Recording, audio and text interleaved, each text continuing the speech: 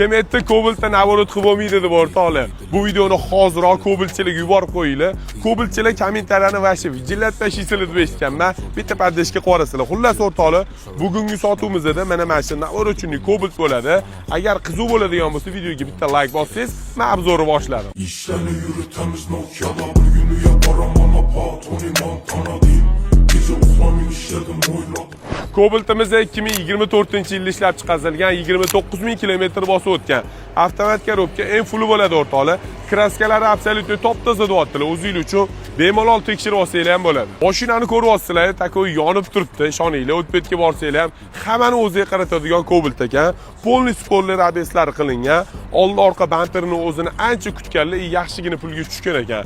Qoyil, mana Apshipkani chetidagi podsvetkalari ham yonar ekan o'rtoqlar. Mana bunaqa Porsche rullar taqib qo'yibdilar. Kattagina CC monitor, yaxshi qo'l poliklari ham qo'yilgan. Salon holatlari idealni hech qanaqa qiruv-suruvlari ham yo'q ekan. Men bir xil odamlarga tushunmayman-da, Navorotdan umuman pullar ayashmaydi. Shu mashinaga ham salkam 5000 yaqin pul tiqortdilar. To'g'ri, o'zlari uchun qilganlar bu narsalarni, lekin o'rtoqlar, shaxsan men pulli u narsaga emas, mana shu inspektor radar detektorini mashinamga qo'yib olardim. Sababi radarlarga tushishdan oldini oladi. 50 bo'y payti yechib sotib olsangiz ham, buvisini ham yaxshi pulga sotib olasiz o'rtoqlar.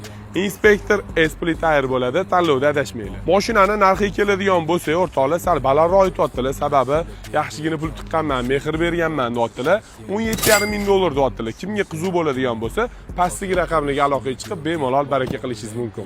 İşlerini yürütemiz Nokia'da bir günü